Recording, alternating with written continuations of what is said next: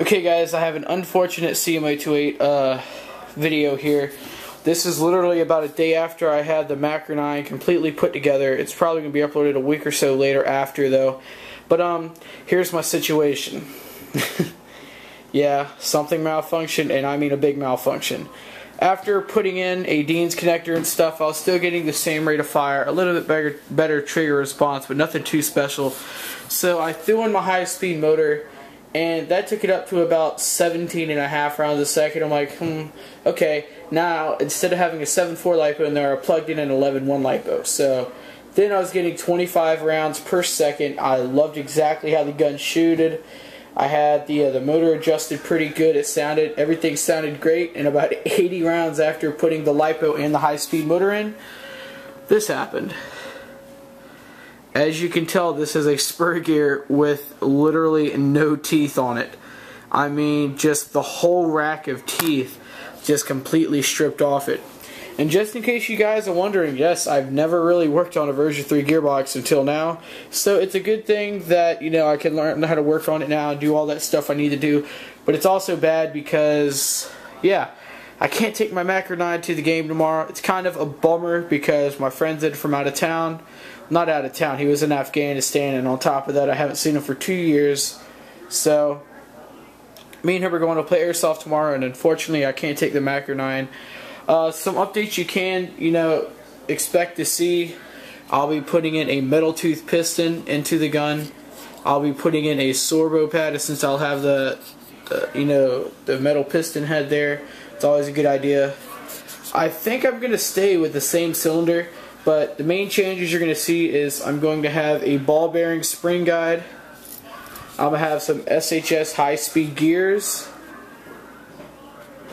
And besides that, I'm going to put a SHS M110 regular pit spring. So pretty much, I'm going to get the gun. Also, here's the CMA air nozzle. Really basic, no O-ring. So I'm going to buy an SHS AK air nozzle with an internal O-ring also. So all that to up the compression a little bit. And then I'm going to take the spring down one notch to an M100.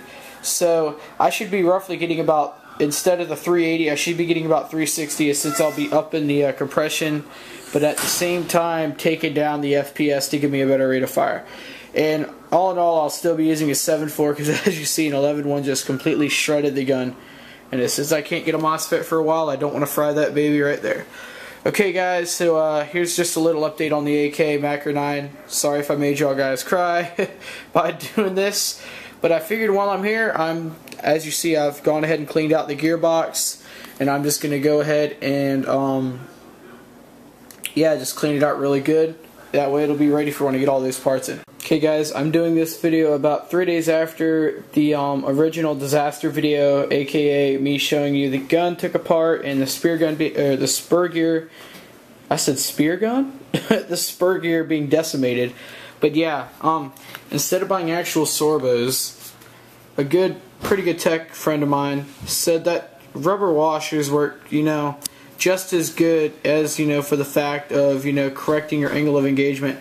Not necessarily, doing, not as much absorbing as a sorbo could. But then again, I'm using a version 3, so it'll still do, half the, absorbing power, but nothing too crazy. But, 40 cents, you really can't beat it. And funnily enough, it fits exactly, it's flush with the cylinder head, and the hole is roughly the same size. So, that's pretty good. And what I'm going to go ahead and do is I'm going to show you my angle of engagement. And yes, the TV just turned on. Keep in mind, this is vlogs pretty much. But, yeah. Okay, so here's the cylinder end. And this is what the gun looks like without a washer and with a gear. As you see, we get rotation and boom. Oh my god. That's an ugly angle of engagement right there. I mean, that's could get better. As you see, we're not hitting the tooth as you saw. I have shaved off the second to last tooth because I figured, I'm going to go ahead and just use stock piston. And what I figured out, I just bought JG gears, you know, since they are reinforced steel, and they come with a sector clip, so that saves me at least $5 there. And I already know JG gears work, and I'm going to stick with the high-speed motor, but I also bought an Element air nozzle, a M105 spring made by Element, which should give me about 330 plus whatever compression improvements I do with the air nozzle, and also a ball bearing spring guide to, you know, make everything, you know, work a little bit better at the same time. So yeah, I'm going to pause the video to see what this looks like with the rubber washer. Okay guys, here we go. I only had to put 3 little dots of some Loctite super glue up there, and I only needed 1 piece, surprisingly, so that's really nice. And that's only 1/8 or 2/16. 1 small piece. And I'm going to go ahead and set the camera down for a second. I'm going to show you me putting the stuff back together. You know. Oh, don't want to put it in that far. Okay.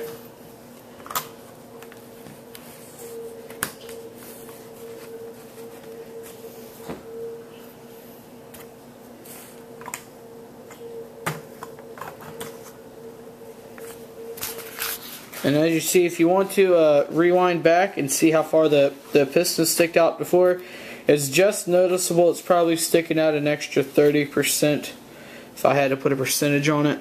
So putting the sector gear back in place, we can see, rotating it, that boom, look at that, right past the second tooth, and the contact is a whole lot better. So that is, I think in my mind, nearly perfect contact. So I've corrected the AOE in my SEMA MAKR-9. Now all I got to do is get the rest of the parts, put it back together. I thought I'd just show you that though, because, you know, me being, I'm gonna be honest with you here. I'm a fresh tech, as in brand new doing this stuff, and I think I'm doing pretty good starting off here. So I can't wait to see what I can, you know, complete as far as a gun. Okay guys, that's it. Hope you all enjoyed the video. Hope it didn't drag on too long. This is WatchaVlogs, and I'm out.